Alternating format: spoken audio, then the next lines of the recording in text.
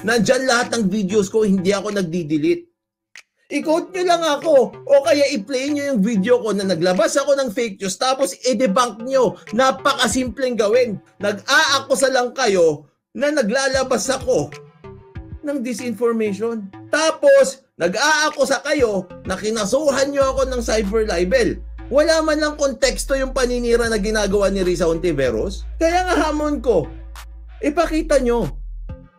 Ipakita nyo kung saan yun. So at least I can explain myself or defend myself. Saan yung ginawa kong disinformation? Pagpapanuurin mo nga yung video ko, pinaka-konteksto nga nun, sinasabi ko, huwag kayong maniwala kay alias Rene. O ano ang Risa Hontiveros effect ngayon? People are stupid. Yan na ang nangyayari ngayon. They just believe Risa Hontiveros. O itong si Attorney Libayan, disinformation. Fake news peddler. Without even knowing the basis. My gosh. Anong basis nyo? Kinwestiyon ni Attorney Rani Randolph Libayan ng batas natin ang pagkakadawit niya bilang bahagi umano ng disinformation channels. Yan, no? Tignan nyo kasi mga kabatas natin, no? Sinasabi na disinformation channel daw itong batas natin. Hindi man lang yung binanggit kung bakit disinformation o merong disinformation sa batas natin. Okay? Pero pag titignan nyo mga kabatas natin, doon sa kumakalat, pati dito sa sa ABS-CBN mga kabatas natin, nakita ko kay Attorney Claire Castro ito Hontiveros sues 12 people for cyber libel over KOJC witness videos. Kinasuhan na daw kami for cyber libel. Pero mga kabatas natin, pag titignan naman natin na maayos yung complaint na pinadala mga kabatas natin doon sa NBI, hindi naman ako at yung 12 tao ang kinasuhan doon. We were not the respondents. So dito pa lang mga kabatas natin, makikita nyo na fake news din itong ABS-CBN. Ano ang magiging basis niya para sabihin na kinasuhan kami ng cyber libel nitong si Hontiveros? Samantalang mga kabatas natin, pare-pareho naman tayo ng basihan. Ang basihan natin lahat ay yung nagsisirculate sa media na complaint. Okay? So ipapakita ko sa inyo ulit yung complaint mga kabatas natin Pare-pareho naman tayo na yun ang nakita, di ba? Wala naman ibang lumabas. Di ba? Wala namang ibang lumabas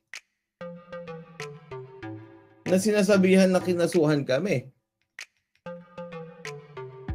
Pero, sinasabi dito mga kabatas natin, kinasuhan daw kami. Tignan nyo mga kabatas natin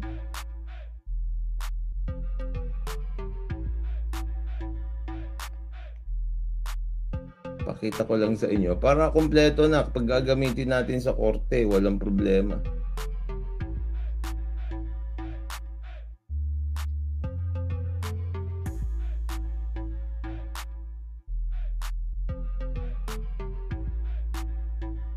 Ito mga kabatas natin tignan nyo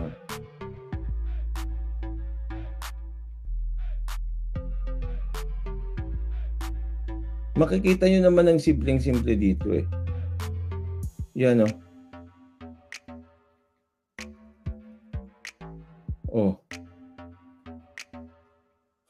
ang kinomplain dito sa NBI mga kabatas natin si Michael P. Maurilio at pagtanggol Valiente. Wala naman nakalagay na Attorney Libayan dyan o kaya batas natin.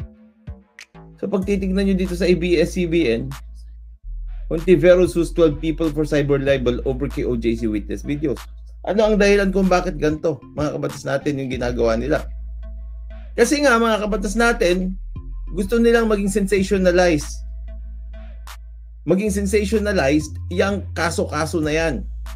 Itong si Hontiveros, mga kabatas natin, gusto niya na yung pagkaso-kaso niya sumikat para lumabas na tapang-tapangan siya kahit mali naman kung saan niya hinuhugot yung kanyang katapangan. At itong mainstream media, katulad ng ABS-CBN na to, mga kabatas natin, pinapalabas na yung mga vloggers ang kinasuhan. Okay? 12 people for cyber libel daw, mga kabatas natin. Samantalang, wala namang ebidensya na nagpapakita na yung 12 taong yun ang kinasuhan. Bakit ginagawa ito? Sensationalism. Bakit? Siyempre, itong mga vloggers na ito, katulad ng batas natin, mga kabatas natin, marami tayong tao dito. Di ba? Marami tayong tao dito. Dito, mga kabatas natin. Oh.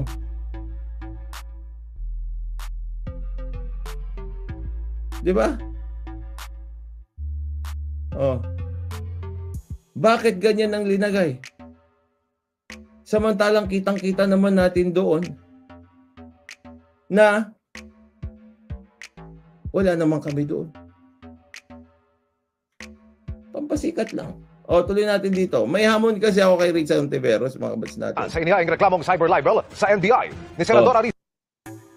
Hamon ni Atty. Libayan kay Ontiveros. Sabi dito, inihaing cyber libel daw. Kasi pati si Ontiveros, mga kabats natin, sinasabi niya na rin kasi na kinasuhan kami. Diba? Kasi daw, sources kami ng disinformation. I have had it with trying to organize all my tasks, due dates, and documents across a million different apps. So, I tried ClickUp.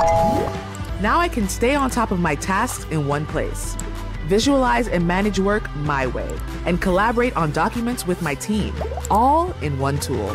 Now with ClickUp, all my work is finally in one place. Get ClickUp today. Oh my goodness.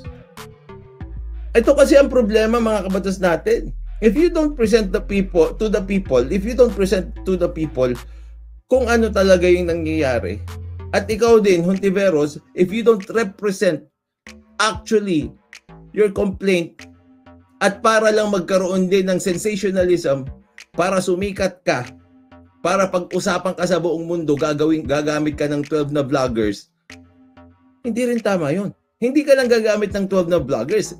Maninira ka ng 12 na vloggers. Diba? Sabi ni Kayo, I'm sure may access ang ABS sa complaint tulad ng sinabi ni Yusek. At saka ito, hindi pa kaso ito eh. NBA pa lang ito eh. Pag magkakaso ka sa korte, this is merely an investigation.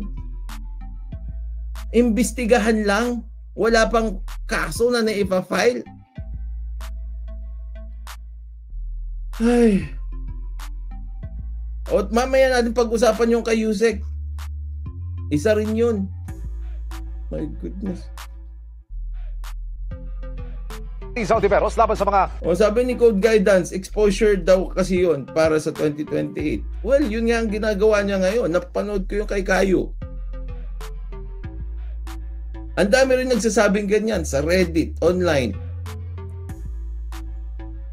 Sinisimento niya na daw yung kanyang 2028 presidential bid. Kaya daw gusto niya maging maugong hanggang dumating yung 2028. So you're doing it the wrong way.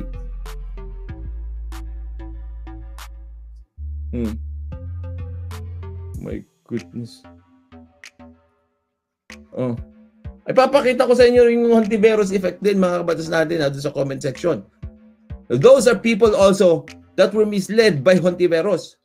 Manood kayo. Yung mga fans ni Hontiveros dito, panoorin nyo yung ginawa kong video. Ang krini-criticize ko mainly doon ay si alias Rene. Siya nga yung sinasabi kong hindi dapat paniwalaan. Hindi nga si Rizal Hontiveros ang sinasabi kong hindi dapat paniwalaan. Napanood ko rin sa GMA Network nung binalita yung sinabi ni Attorney Trixie. Si Attorney Trixie, hindi niya nga shinare yung video na yun. Di ba? Oh. Taong nasa likod ng anyay mapanirang video ni alias Rene at pagpapakalat ito. Kasama si Libayan sa 13 individual na inireklamo ni Ontiveros na nagpakalat umano ng video. Hamon ni Libayan sa senadora. Ilabas ang anyay content na nagpapakalat ng maling informasyon. Sinusubukan maraming kunin ang panig ng iba pang... Diba? Bakit hindi mo ilabas yon? Bakit ikaw naninira ka rin? Sinasabi mong sources kami ng disinformation. Abogado ako, meron din akong reputasyon na inaalagaan. O tignan nyo ang sinasabi mga kabatas natin ngayon ng mga kampon ni Hontiveros. Oh. Oh. Oh. Pa-English pa. Oh, tignan nyo mga kabatas natin ha. Oh. Ito, comment ito mga kabatas natin dun sa video na ginawa ko. Galit na galit Senator Risa Hontiveros tungkol sa tanim witness. Oh, ito yan. Tignan niyo yung comment ng mga tao. You're trying to exude this facade of senators being scared at you. Anong being scared at you? Ito Albert Spencer Mart. Huwag ka na kasi mag-English. Parang awa mo na. Ang hirap mong intindihin. Oh. Dude, you're an afterthought. Ano ibig sabihin nun, you're an afterthought? Paano ako naging afterthought? Kung sa inuman, chaser ka, Brad. Ano masama sa pagiging chaser?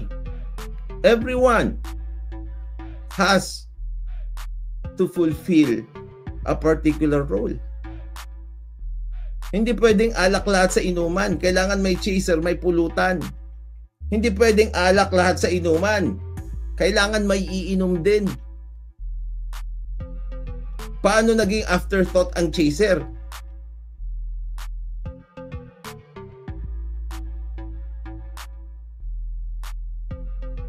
Senator Risa, itong mga followers mo, sabihan mo huwag na mag-English. Ano ang kinalaman ng chaser sa pagiging afterthought? Hindi afterthought ang chaser kasi nga kaya nga chaser yan. After mong inumin yung hard, mag-chaser ka. Yung afterthought, hindi mo inisip nung umpisa. Naisip mo lang bigla-bigla.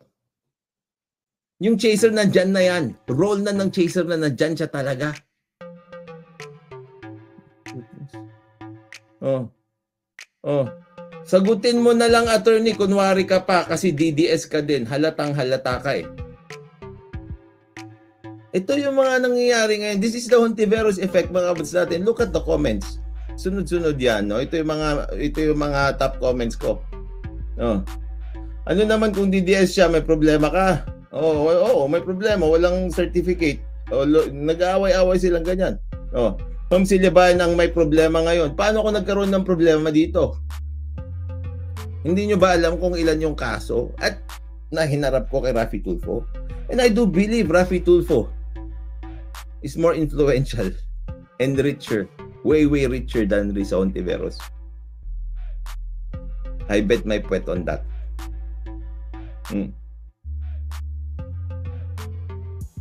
Tama, dami tuloy nagagalit sa'yo. Well, because they are fed the wrong information. Mali yung impormasyon na linabas ni Risa Hontiveros at ng kanyang mga abogado. At ng kanyang staff. Bakit? They are accusing me of being a channel of disinformation without even telling the people what is the disinformation that I propagated. Diba? Ano ba? Ipakita nyo naman so we can actually defend ourselves in the public eye. Hindi namin maididepensa yung sarili namin ng maayos sa trial by publicity na ginagawa ni Risa Hontiveros kasi nga hindi namin alam kung ano specifically yung sinasabi niya na ginawa naming disinformation. Kaya itong lahat sila,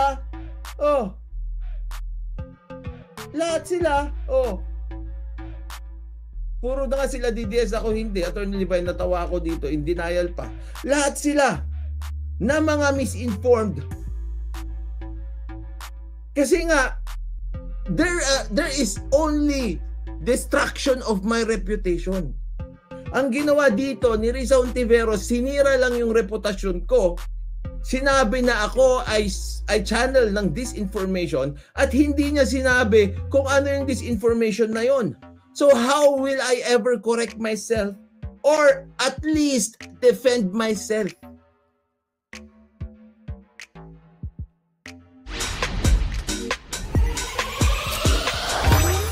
Chupa Chups, forever fun. Di ba? Paano ko gagawin yun?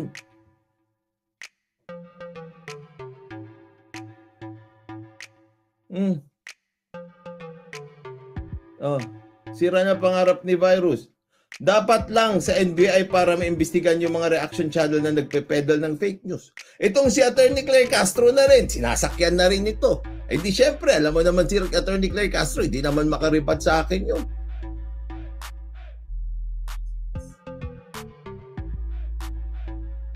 Siyempre, sasakyan na naman yan katulad ng pagsakay niya dun sa Rappler. Na ito, mga fake news peddlers. Hindi nyo naman sinasabi kung ano yung fake news doon. Ano yung fake news ba na ginawa ko? Kahit man lang sana i-quote nyo ako. Tapos i-prove nyo na fake news yun. Nagawa mo yun. Doon kay alias Rene, di ba? May mga di umano, screenshots kang linabas. Nandyan lahat ng videos ko, hindi ako nagdi-delete. I-quote nyo lang ako o kaya i-play nyo yung video ko na naglabas ako ng fake news tapos i-debunk nyo. Napakasimpleng gawin. Pero hindi kayo naglalabas ng kahit ano na impormasyon. Nag-aakusa lang kayo na naglalabas ako ng disinformation. Tapos, nag-aakusa kayo na kinasuhan nyo ako ng cyber libel. Saan din yung pagkaso nyo sa akin ng cyber libel?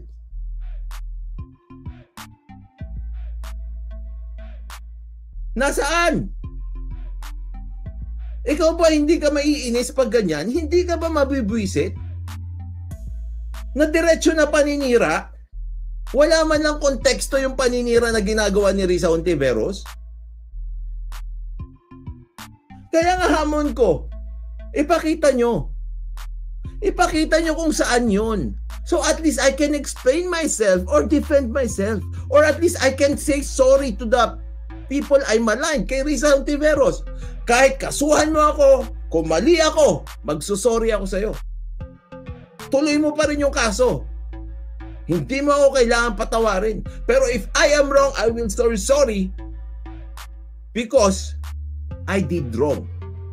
Not because you will retract the case.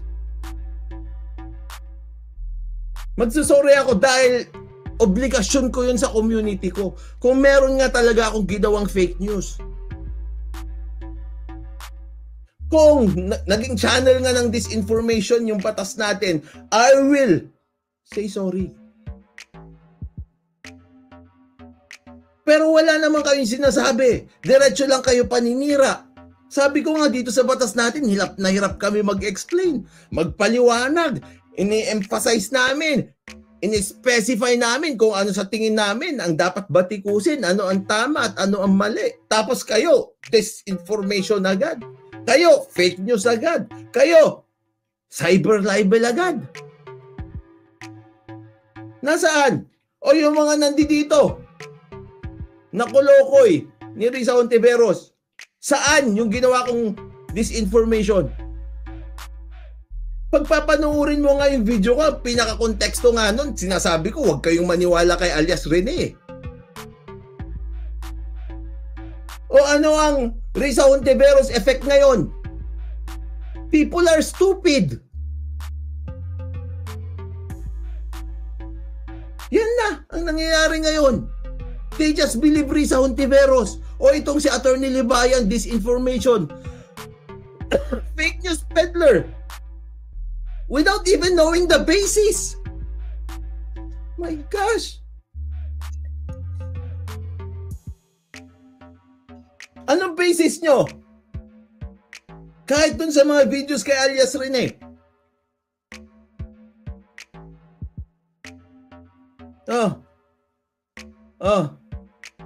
Iyak si Libayan, kinasuhan. Buti nga. Alam ng mga tao dito, alam ko bago to mga taong ito eh. Because they don't know na ang dami ko ng kaso na binuno. At alam At alam ng mga tao, lalo yung mga Tulfo fanatics dito, na ganyan din sila nung umpisa hanggang nagka-dismissan lahat ng kaso ni Raffy Tulfo. Tell me, kahit dito sa comment section, may stuff ba si Risa Hontiveros dyan? O kahit maka-Risa Hontiveros dyan, tell me, what is the disinformation that I caused?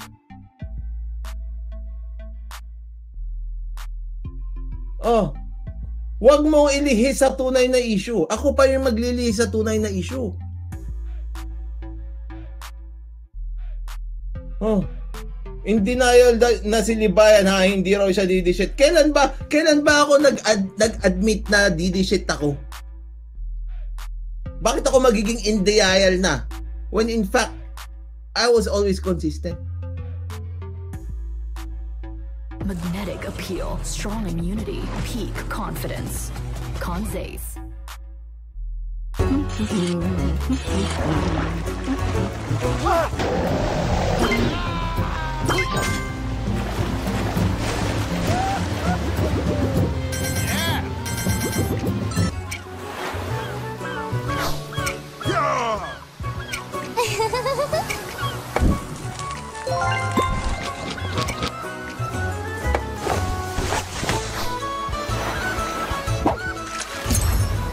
Ahoy! Welcome to the Devil's Sea.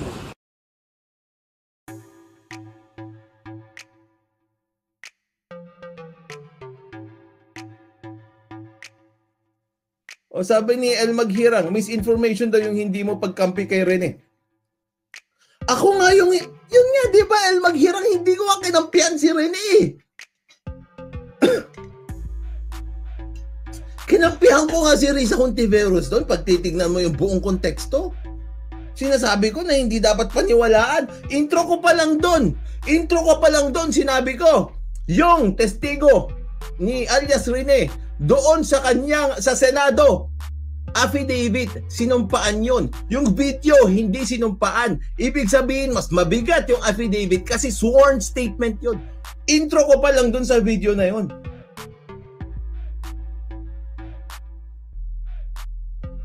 Oh. Intro ko pa lang dun sa video na yon, sinabi ko na agad-agad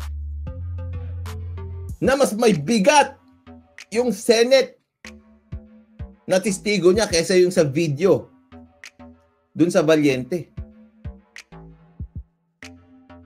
Ano nangyari? My goodness. Oh. Tapos ito, whether you like it or not, the Senate hearing she led had impacted a lot to the victims and victim survivors of human trafficking in the KOJC. The hearings led to the filing of cases in courts. I am still your subscriber though, attorney. Sa tingin nyo talaga, yung hearings ang merong basis? Kapag kayo, I don't think, alam nyo, you don't need to always remind me that you are a subscriber. Hindi ko kailangan ng subscriber. Kailangan ko ng maayos mag-isip kasi yun ang training na ginagawa natin dito. Well, if you are a subscriber, thank you. Pero that's not the point. That was never the point. Kaya lahat ng mga tao na nagsasabi na subscriber pa rin ako, subscriber ako mula noon pa, matagal na akong subscriber, I don't care.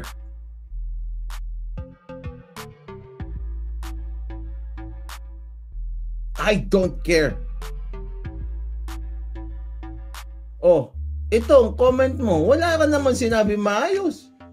Anong impact? The hearings led to the filing of cases in court? No. The evidence is what's important.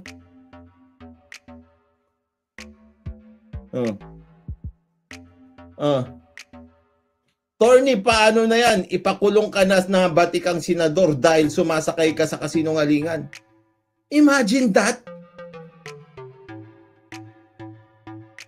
Itong Risa Hontiveros effect na ito, people are becoming stupid.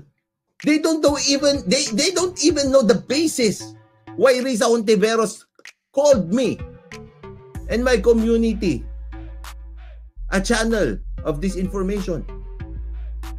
They don't even know the basis. Even Risa Ontiveros don't know the basis. Even her lawyers don't know the basis. Pero kumalat na ng ganyan. How stupid is that? Sumasakay ka sa kasinungalingan. You didn't even realize that I was on your side. Pero syempre, pinapaliwanag ko kasi yung side ng kabila. Pero if you weigh in the totality in relation to the alias Rene na lumabas na kontrobersiya, I was against Mang Rene. Oh, sorry. Alias Rene.